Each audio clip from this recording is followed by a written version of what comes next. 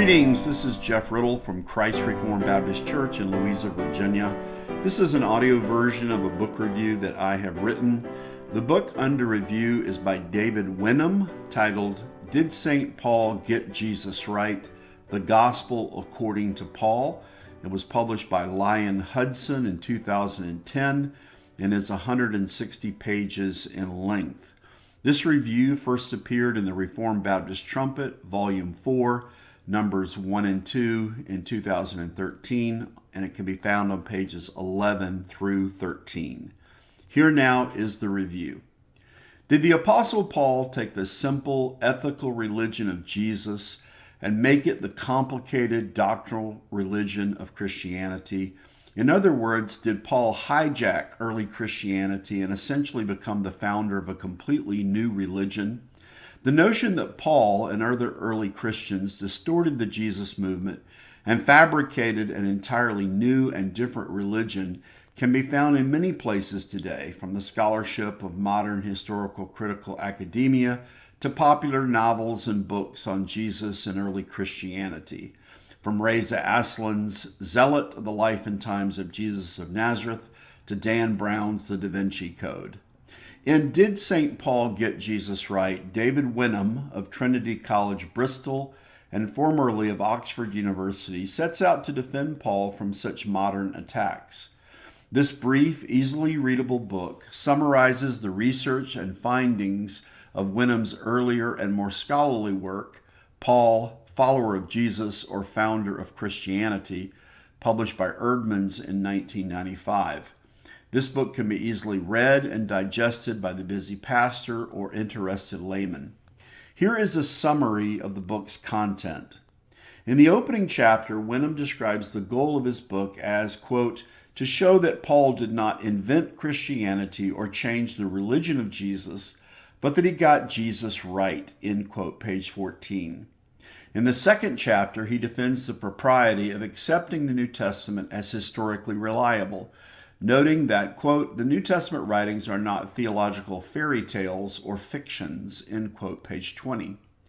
Chapter 3 examines Paul's dramatic, extraordinary conversion, defending him against the charge that this so-called mystical experience led him to, quote, novel interpretations of Jesus, end quote, page 39.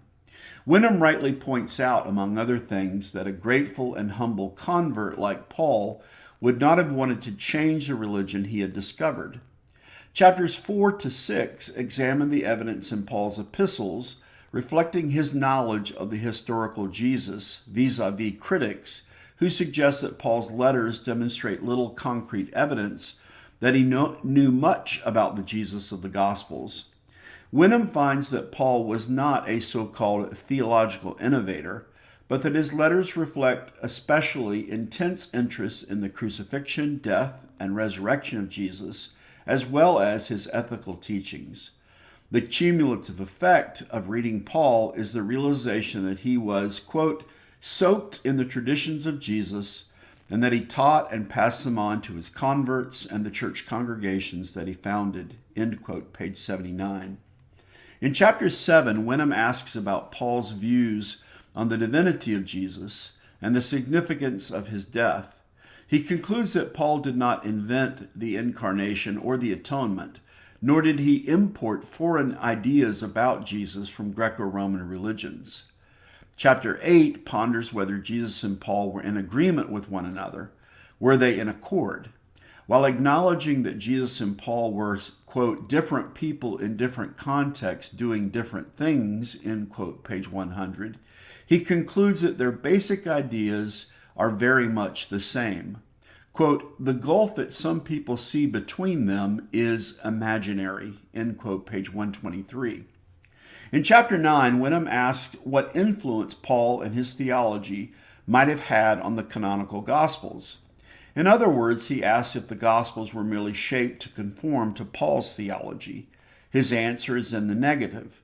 A gospel like Matthew, clearly coming from a Jewish Christian context, quote, cannot plausibly be seen as a champion for Pauline Christianity, end quote, page 127. Mark was associated with Peter in tradition, not Paul. There is no reason to suppose that Luke was, quote, a lackey of Paul and idolized him, end quote, page 130. And John, with its distinct language and theology, quote, cannot plausibly be assigned to a Pauline faction within the early church, end quote, page 131. Heretical, non-canonical Gnostic and Jewish Gospels were never serious rivals to the canonical Gospels, making the theory of a theological takeover by Paul good fiction, but without any solid basis at all. See pages 136 to 137. The final 2 chapters review the total argument of the book and draw final conclusions. Here, Wenham takes on the negative assessments made by some concerning Paul's character by arguing, quote, the view that Paul was a characteristically negative person and difficult to live with is not supported by the evidence, end quote, page 145. He adds that Paul might at times have been a controversialist in defending the truth. He was uncontroversial, however, in his views of Jesus. Wenham concludes, quote, Paul was not a mad individualist who invented the divine Jesus, but someone who came to accept the amazing fact that others before him had recognized, namely, Jesus of Nazareth was divine and did die for his sins and for the sins of the world, end quote, page 155. In a day when many are claiming that the Apostle Paul got Jesus wrong in everything from sexual ethics and gender roles to the atonement and eschatology, pitting the Jesus of the Gospels against the Paul of the Epistles, Wenham makes a cogent argument for the fact that Paul got Jesus right. The Jesus preached by Paul was indeed the Jesus of history presented in the canonical Gospels, who is the Christ of faith.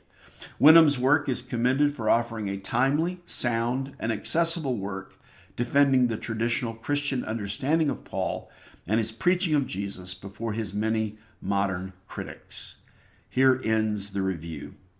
You can receive audio book reviews and notes like this one, Word Magazine podcasts and sermons by subscribing to CRBC's sermon audio feed on iTunes by searching for Christ Reformed Baptist Church. For video material, you can subscribe to the Word Magazine channel on youtube.com. You can also find written book reviews, notes, and articles on my blog, jeffriddle.net.